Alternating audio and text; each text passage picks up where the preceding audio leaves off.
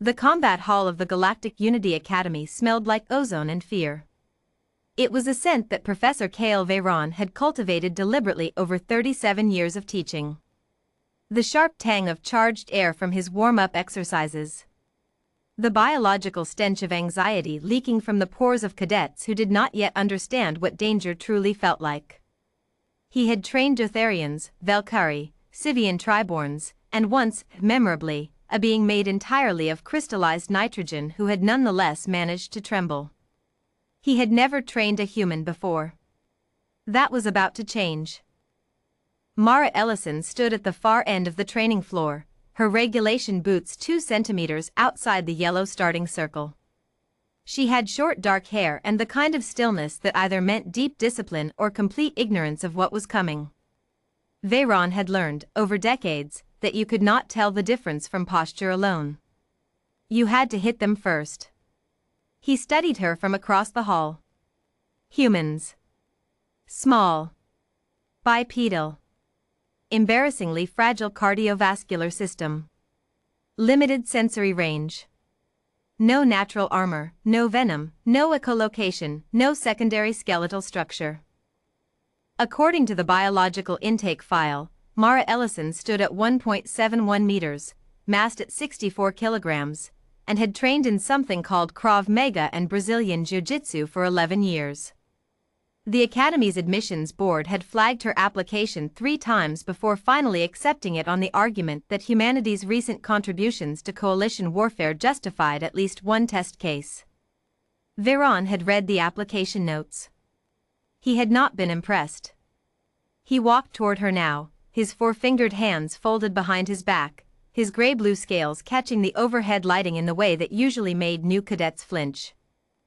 His eyes, triple-lidded, amber, with a vertical slit pupil that could track movement at 300 frames per second, did not blink as he approached.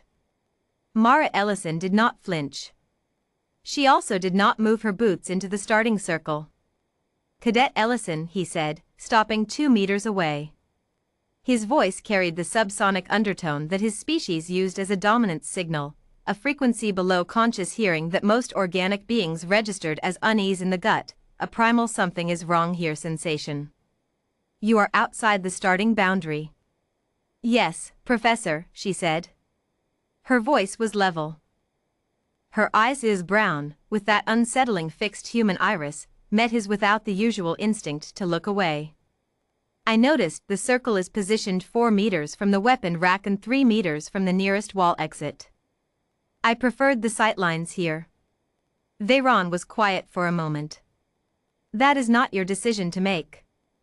"Of course," she said, and stepped into the circle. He watched her do it. Watched her plant her feet at shoulder width, weight slightly forward on the balls of her feet, hands loose at her sides.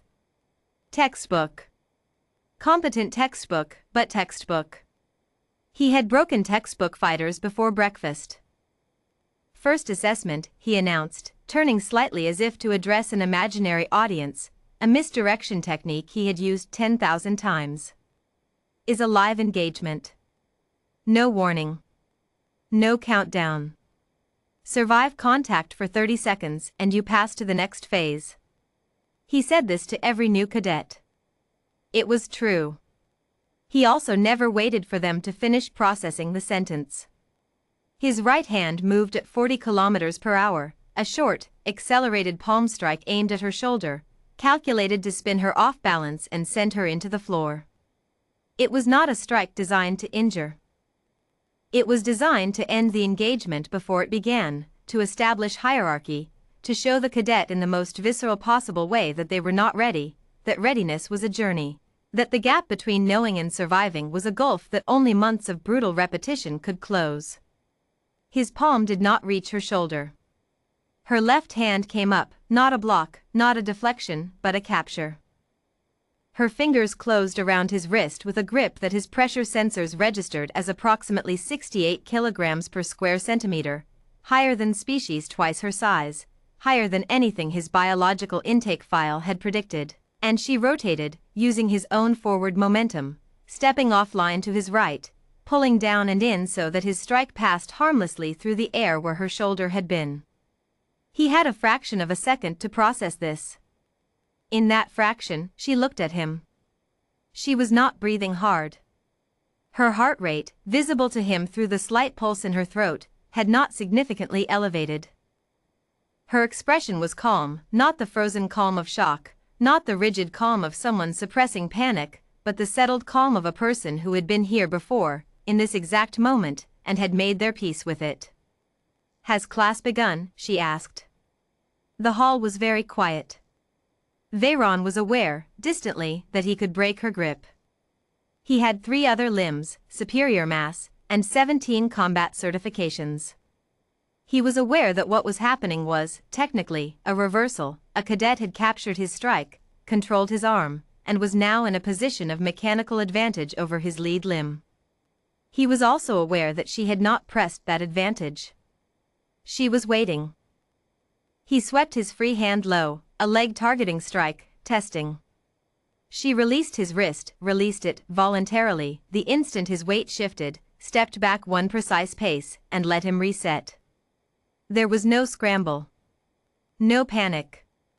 The distance she created was exactly enough, not retreat, not aggression, just space. "You've trained in grappling," he said. 11 years, she confirmed. Also boxing, wrestling, and about 8 months of something a Vicari trader on Station Dome 3 called pressure application. "I'm not sure there's a galactic standard translation." "There isn't," he said. "The Vicari don't share that discipline with outsiders." She said I reminded her of her daughter, Mara said. I think it was a compliment. Veyron studied her. The 30-second clock in his peripheral neural display had long since elapsed. She had not mentioned it. She was not gloating. He reset his stance. "Again," he said. The session lasted 2 hours and 40 minutes. Afterward, Veyron stood in his private office and pulled up Mara Ellison's full file on the holographic display. He read it more carefully this time. Her scores in theoretical xenobiology, exceptional. Tactical simulations, top 3 percentile in her intake class. Physical assessments, rated adequate by the examiner, which he now understood to mean the examiner had not known what to do with the numbers. Humans, the file noted, had an unusual relationship with pain tolerance. Their nervous systems, unlike most advanced species, did not have efficient automatic shutdown protocols for high-stress physical engagement. Where a Dotharian's body would begin forced muscle relaxation at 60% maximum exertion to prevent self-damage, humans simply continued. The biology did not protect them from themselves.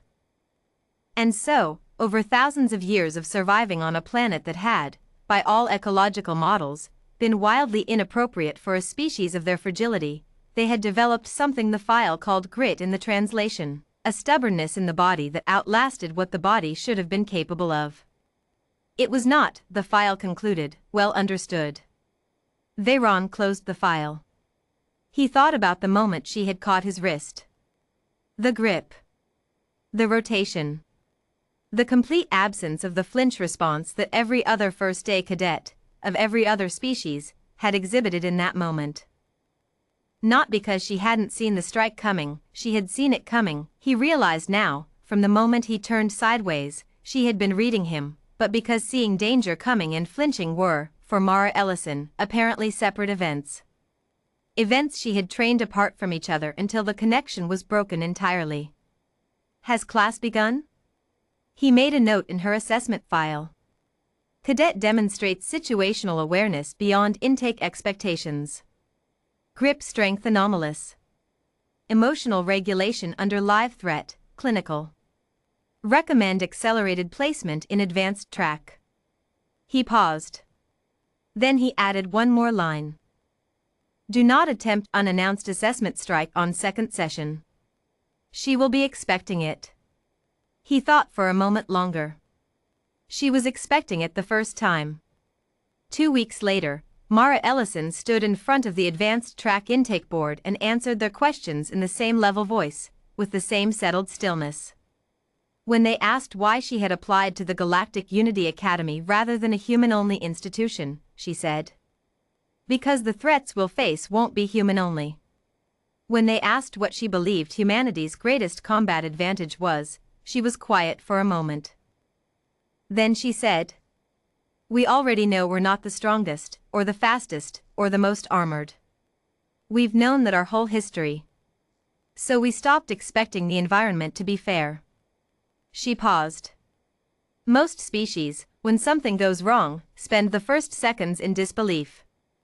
Humans spend those seconds moving. The board approved her without further discussion. In the back of the room, Professor Cale Veyron, who had not been required to attend, who had no formal role in the intake board proceedings, who had simply shown up, said nothing.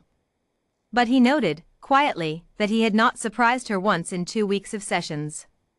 He was beginning to suspect he never would.